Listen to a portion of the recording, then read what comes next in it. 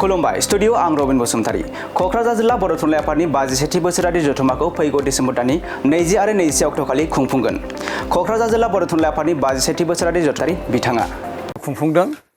बे मेलानो जाहैबाय जोंनि कक्राझार जिल्ला बर' थुनलाइ आफादनि देग्लाय जानो गोनां 52थि बोसोरसालिया जथुम्मा। बेयो मोनसे टार्मिनेटिं सेसन।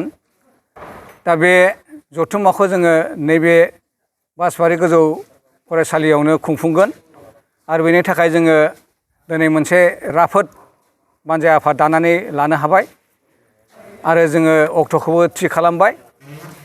फैगौ डिसेम्बर दाननि 20 आरो 21 अक्ट'खालि जोङो बे जथुम्माखौ खुंफुंगोन आरो बे जथुम्मायाव जोङो गोबां हाबाफारि लादों। बेवहाय जोङो सोलोंथाइनि बागै जोङो सेमिनार लागोन आरो मोनसे थुनलाइयारि बादायलायनाय फरायसाफोरनि गेजेराव जों बेखौ लागोन आरो जोङो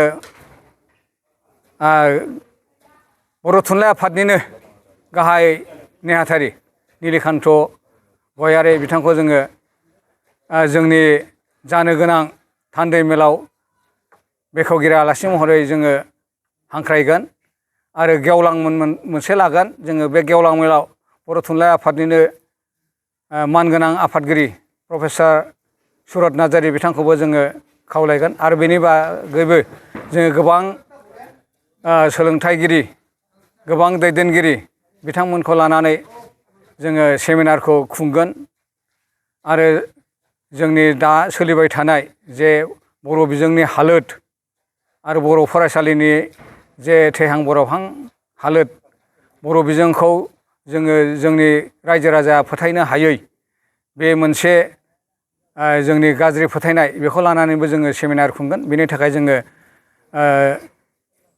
बुंथिगिरिफोर मोजां बुंथिगिरिफोरजों लाबोनानै सेमिनारखौ खुंगोन। मिजिं थिदों जोंनि बे जे खुंनो लानाय 52थि बोसोरसालिया जथुम्मा कक्राझार जिल्ला बर' थुनलाइ आफादनि, बेयो गाहामै गाहाम खुंफुंजागोन। जाहा मोनसे गोख्रों माने खुंफुं आफाद दानानै लानाय जाबाय। जयमन्त मुसाहारि जोंना आफादगिरिया आरो दुलाल बसुमतारी बिथाङा नेहाथारि गुबै आरसिनि आरो जोंहा फाइनान्सियेल साब कमिटिबो दानानै लानो हाबाय। लाबेन्द्र बर' बिथाङा चेयारमेन आरो बिथांजों लोगोसे गोबां सोद्रोमाफोर दङ। बुद्धदेब नार्जारी बिथाङा कनभेनर। गोबां जोङो दालाइ आफाद दाबावनांगौ दङ। जोङो बे आफादखौबो जोङो बावैसो उनावहाय दानानै लागोन।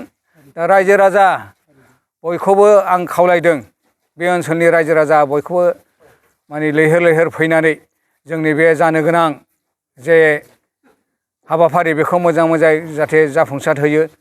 जोङो गाजा गोमजायै समायनायै आब्रुथियै हारिमु दिन्थिनायनि गेजेरजों जोंजों लोब्बा थानाय माखासे आफादफोरखौ लेंहरनानैबाबो जोङो बे कनफारेन्सखौ एबा जथुम्माखौ खुंफुंगोन। बेनिखायनो आङो आरोबाव खनसेबाव गासै रायजो राजा बिथांखौ जोंनि बे फैगौ डिसेम्बर दाननि 20 आरो 21 अक्ट'खालि जानो गोनां कक्राझार जिल्ला बर' थुनलाइ आफादनि जे जथुम्मा, बेखौ जाफुंसार खालामो, बेखौ आङो खावलायबावनानै आंनि फोसावनायखौ आं एसेयावनो फोजोबबाय। गोजोन्थों।